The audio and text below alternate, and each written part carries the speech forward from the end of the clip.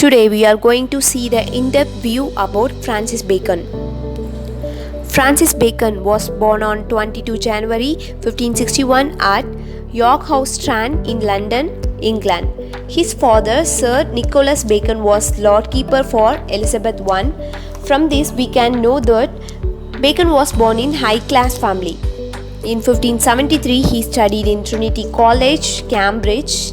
He discontinued his studies after 2 years because he wanted more practical studies than academics. So he traveled to France, Italy and Spain to study about law in 1576. And in 1579 he returned to London and practiced law at Gray's Inn. In 1589 he elected as a member of Bosing, Cornwall in Parliament. He was knighted in the year 1603. Here the word knighter means to give someone the rank of knight. And from 1618 to 1621 he served as a Lord Chancellor of England. And in 9th April 1626 he got drenched in snow and died in Highgate, England. The main reason for his death was because of his experiment. All we know that Bacon always writes his works only after his own experience.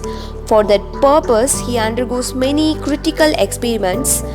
So when he did his experiment among snow, unfortunately he drenched and got a disease of pneumonia and died.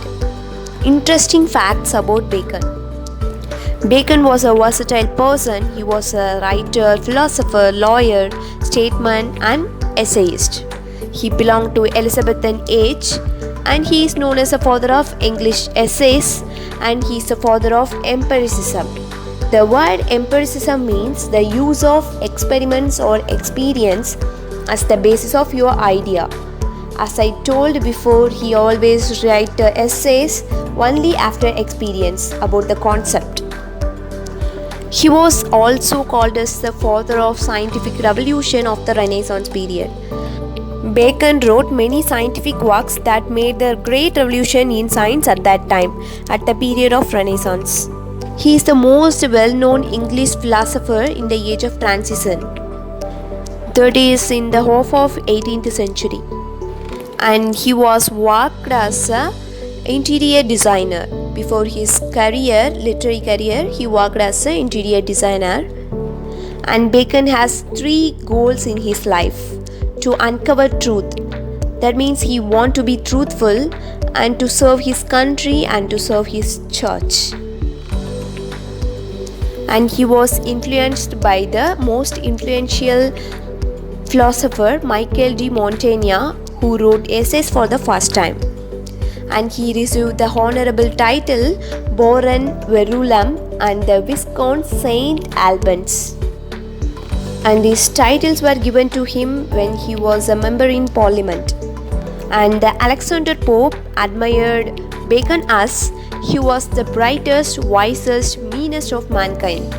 And the Elizabeth I prized him as a young Lord Keeper, when his father worked as a Lord Keeper for Elizabeth I. And he is known as a rationalist because his works lack sympathy. For example, in Of Death, he condemns people's fear of death. He wanted people to accept death as normal thing. Let us discuss about the work of Bacon. His first edition was published in 1597, consists of 10 essays. At the same time, the Meditation Sacri was also published. And the Advancement of Proficiency of Learning was published in 1605. And the scientific work Divine and Human discuss about the many inventions. And the main purpose of the book State Powers was to avoid confliction between king and parliament. And his second edition was published in 1612, consists of 38 essays. And the work Novum Argonum Scientianum was published in 1620. This book was written in Latin and it is full of aphorism. Aphorism means the sentence in crisp manner like proverbs, and its subject is related to nature. And his third edition was published in 1625, consists of 58 essays. and The New Atlantis 1622 was an incomplete work. This work lived incomplete because of his death. Bacon got inspiration from Plato's Lost Atlantis and has written New Atlantis. The Wisdom of Ancient was one of the most popular books written by Bacon. This book discusses about ancient myths. Moreover, Bacon wrote 2 love sonnets for his wife. He was not so mastered in poetry because of his poor metric lines. The biography of Bacon was written by William Raveley. All we know that Bacon's masterpiece was his essays, including of studies, of love, of friendship, of death, and so on. Styles of Bacon's writings. Bacon used various styles rather than depending on one style. He uses figurative languages, similes, metaphors, and most of his metaphors is mainly drawn from natural, scientific and physical aspects. Bacon's aphoristic style.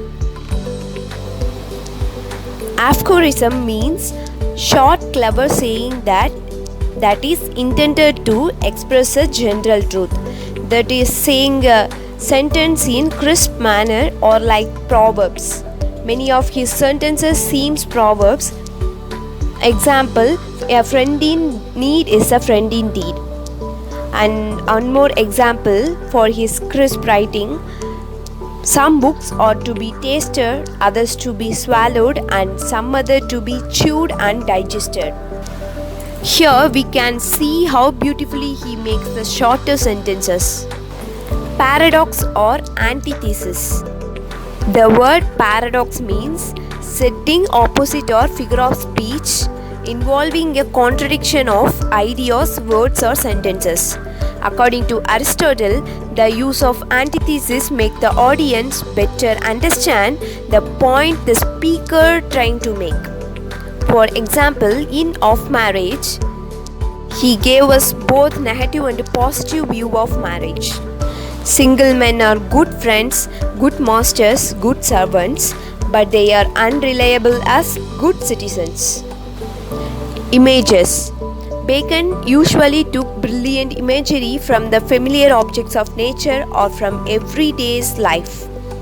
For example, in Of Books, compares the good books with distilled water. Distilled books are like common distilled water, flashy things. And the conclusion, Bacon was the first scientific philosopher to write English in clear and lucid style. His essays have coherence, but he used Latin words in between that made the readers to be confused. And thank you. Changed